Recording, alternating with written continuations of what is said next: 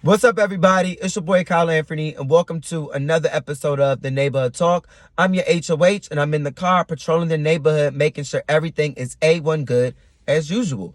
Now, we're going to be talking about Iggy Azalea because it seems like everybody is coming at her neck, and she just cannot catch a break out here. Now, last week, Cardi B kind of insinuated that she fell off, and Iggy didn't take too kindly to that comment. A fan was trying to defend Cardi B on Twitter, and Iggy wasn't having none of that. Here is what was said.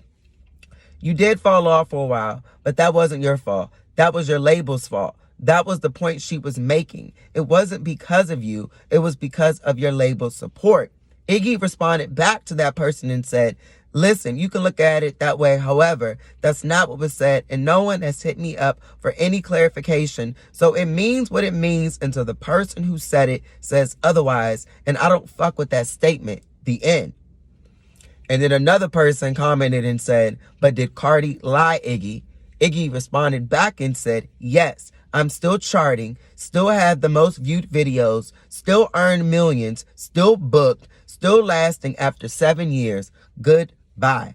Now, Iggy has since deleted all of her responses to them tweets, as I've said, but it's nice to see Iggy standing up for herself. I will say she does always, clap back. She's not here for people, trying to tarnish her image or her legacy, her little legacy that is. But she still defends herself, and I'm here for it. I'm all here for Iggy, defending herself in her since deleted tweets. I don't know why she deleted them, but it's nice to see her standing up for herself and her legacy, her little legacy that is. But I'm here for it. People need to stop playing with Iggy. Everybody was jamming the Fancy back in the day. Like, I know I was. I knew all the words, and it still is one of the most viewed videos on YouTube. So, everybody's career is different, but put a little respect on Iggy's name. Just a little respect. All right, now we're going to talk about T.I. and his disdain for Iggy Azalea. He sat down for a little exclusive interview with The Breakfast Club,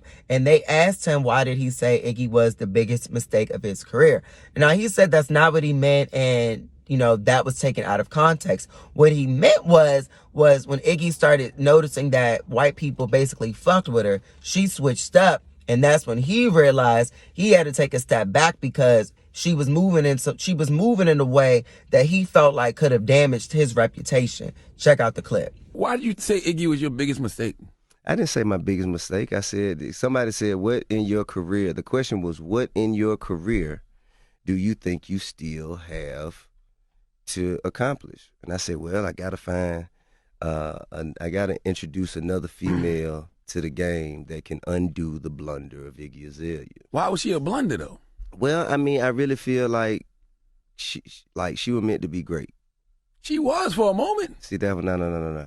What happened was, this is just my opinion, and mind you, I didn't say this to really speak down on Shawty. Like, this is my truth. Okay. You know what I mean? It's my truth, and I'm sharing it. But I'm not speaking down on her. I don't wish no ill will on her. She happens to be the biggest thing tomorrow. Great. But as far as I'm concerned, I feel like when she found out white people liked her and she didn't really need black people to like her anymore, she switched up, started acting different, made moves that I wasn't proud of, that kind of placed my reputation in the line of fire.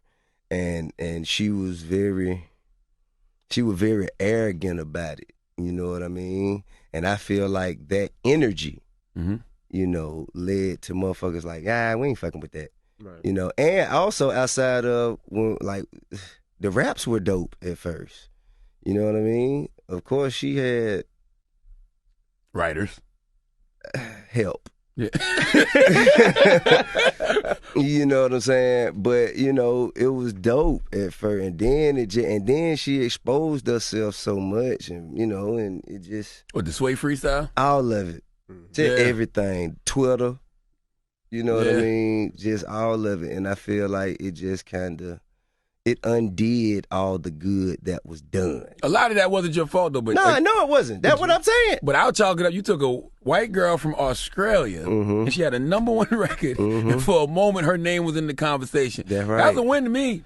I mean, Because if you listen, put that on paper, that ain't gonna work. White woman from Australia tip, I want you to sign this. You be like, nigga, what? yeah, I know it, but I mean, it just had so much more potential. It could have been so bigger. It could have been so, you know what I mean? It just, I mean, man, Could it still be?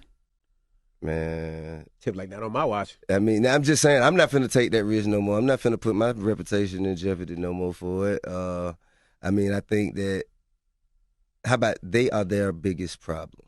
Yeah. You know what I'm saying? I think anything in life is possible if a person looks in the mirror and evaluates themselves and kind of, you know, anything is possible.